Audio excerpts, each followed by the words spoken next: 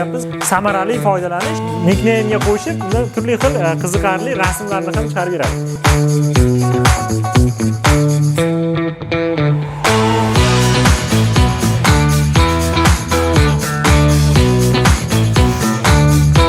Kreativlikka asoslangan bitta metodni ko'rib chiqamiz, ya'ni bu Kahoot. Kahoot dasturi bo'yicha, demak, hozir ya'ni interaktiv dars mashg'uloti o'tkazib olamiz. Demak, Kahootni yaratish uchun siz mana Kahoot demak saytidan foydalangan holatda o'zingizning shaxsiy kabinetingizni yaratasiz. Library'da sizda demak yaratilgan o'yinlar tashkil topgan oyna chiqadi. Va mana shu oynani demak, masalan, bosamiz, mana mavzumizga doir telefonlarimiz bor. Bunda bizga telefonlar ko'mak beradi. Hamma telefonni olib, Kahoot it deb yozishi mumkin ustozlar.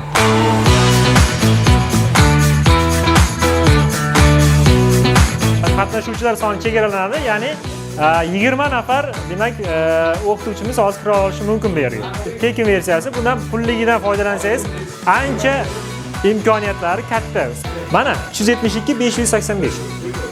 Nickname'ga qo'shib, turli xil qiziqarli rasmlarni ham chiqarib beradi. Bu ham bolalarga yana bir o'yinga, darsga qiziqish uchun yana bir motivatsiyani uyg'otadi.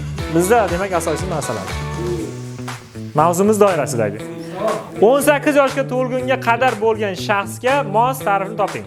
Ya'ni 18 yoshga bo'lgan shaxs nima deb ataladi?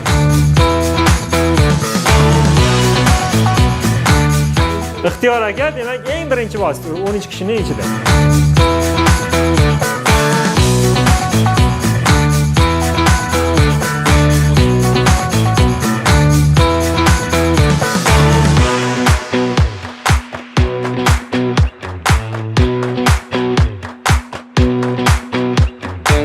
Va eng muhim omillardan bittasi hozirgi kunda bu kreativlik va kompetentlik hisoblanadi.